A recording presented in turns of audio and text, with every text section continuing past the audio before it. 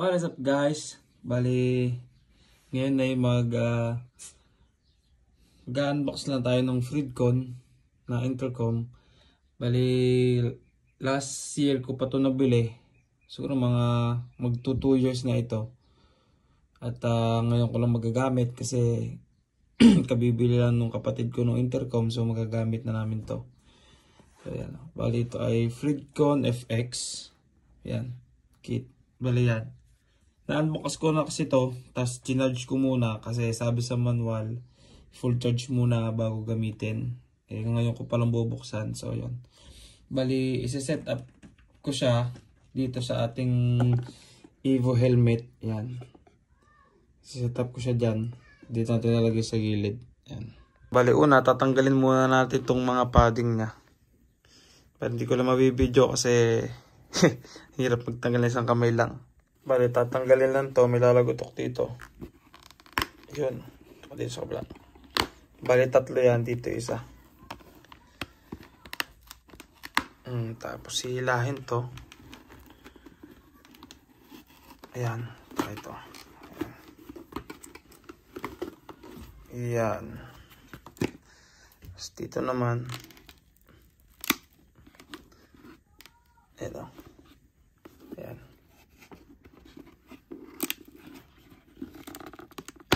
Yun.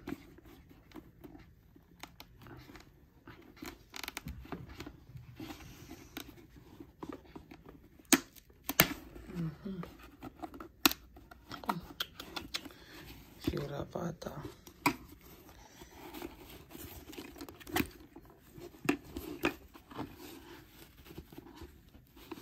Ayan yung mga kasama nung Frid ng ating intercom.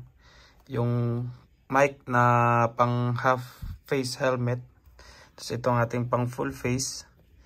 Ito naman guys, ito yung ginagamit lagayan ng itong speaker. Kasi sa helmet natin, ito. Ano yan eh, pwede natin yung idikit ito. Ito. Yan. Kadikit ito siya. Yun, natami pa.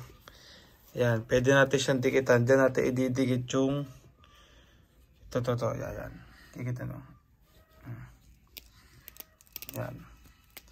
Tapos, dalawang lagayan ng intercom. Isang may 3M na pandikit, tsaka isang may parang clip. Ayan. Tapos yun lang. Ito mga pang mic. Lalagyan natin sa mic. So yun, set up na natin. Yan. Bali na i-set up na natin, no? Yan. GoPro. Tetestingin na natin. Yan. Bali ito magiging itsura niya pagka nakapalit side view. Yan. Yan. Di-clip yung ginawa natin, no? Tapos na-set up na natin yung nara-wiring na natin dito. Ito speaker niya. Hirap. So yo, what is up guys? Bali ito na yung ating review para dito sa Fridcon na intercom natin, no? Bali magpapatugtog lang tayo ng syempre no copyright music para malaman naman natin kung maririnig ba sa GoPro yung tunog nung sa intercom.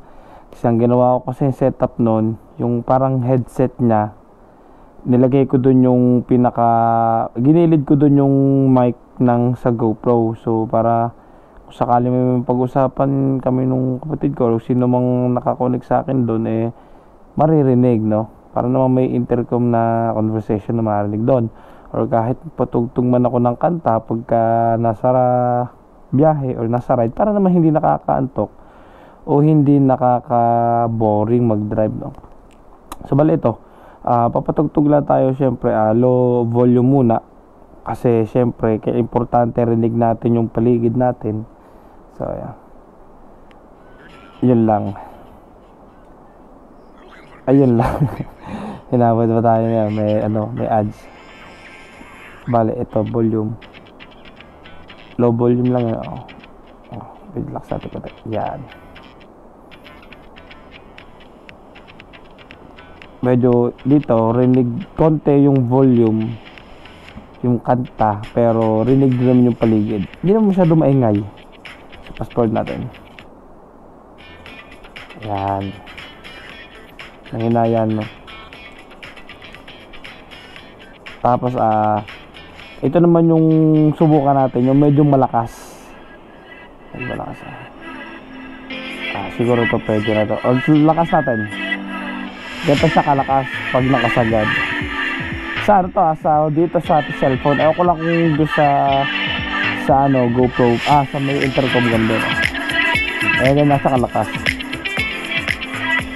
Pero kung tama lang, pwede to.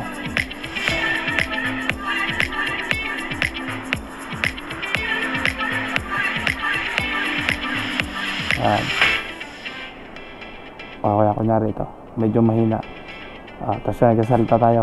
Tapos syempre dahil maulan naman ngayon, hindi ako masyado makalabas, hindi siya matry sa road. Subukan natin, syempre alam nyo na, electric fan. So lagyan natin sa number 3.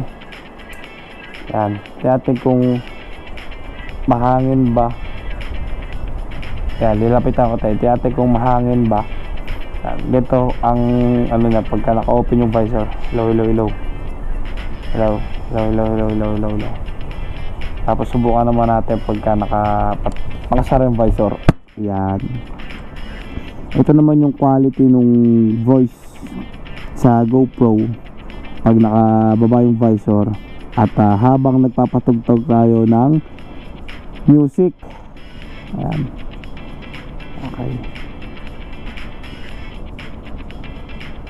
Puro syempre no copyright tayo dito, copyright free tayo dito para ito problema. Ayan. So bale ito na yung reviews. So nakadepende sa inyo guys kung quality ba yung tunog ng music sa GoPro at saka kung malinaw ba yung volume natin. So hindi ko pa siya natatry sa intercom mismo, sa intercom para mag-usap. Tapos so yun, kayo na lang humusga kung worth it ba ang Fridcon na FX. Yan. Medyo hindi lang tayo makapag-ride kasi kaya hindi natin matry sa daan sa labas. Pero siguro pagka nagka-okay na kami nung intercom ni Bunso, saka natin itatry. Ayan. So ayan, sa mga nanood, maraming salamat po sa inyo. So dito na natin tatapusin natin video sa ating review ng Fridcon FX. Kung may katanungan lang po kayo, mag-message lang po kayo o mag-comment lang po kayo sa ating YouTube video, sa ating YouTube account o di sa video na to. So ayan, hanggang dito na lang po. Maraming salamat. Bye bye.